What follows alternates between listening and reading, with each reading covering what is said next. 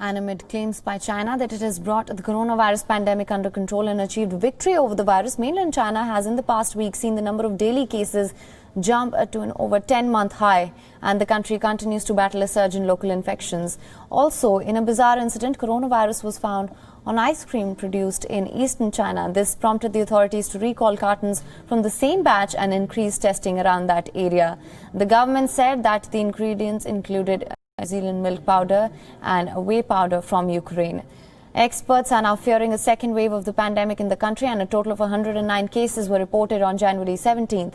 The worst hit province from the latest wave is the Hebei province. 93 of the new cases were local infections, 54 of which were in Hebei province. Surrounding Beijing, a northeastern Chian province reported 30 new cases, sparking fears of new clusters emerging.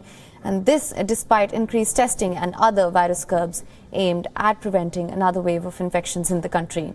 A series of fresh outbreaks has now put 4 cities under lockdown. 29 million Chinese citizens face restrictions, more than double the number of the people who were under a lockdown in Wuhan, where the pandemic began last year.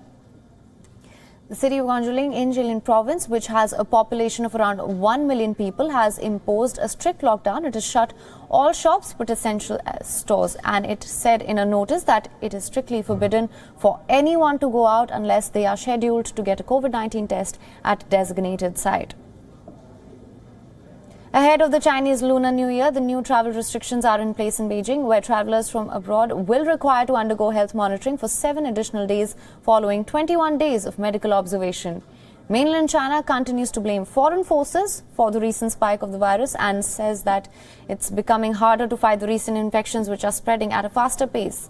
China finished building a 1,500-room hospital for COVID patients, and the hospital is one of the 6 with a total of 6,500 rooms being built south of Beijing in Hebei province. Meanwhile, a 3,000-room hospital is under construction in Shijiazhuang, and the unsettling trend has emerged while a World Health Organization-led team of investigators remained in quarantine in the city of Wuhan, where the disease was first detected in late 2019.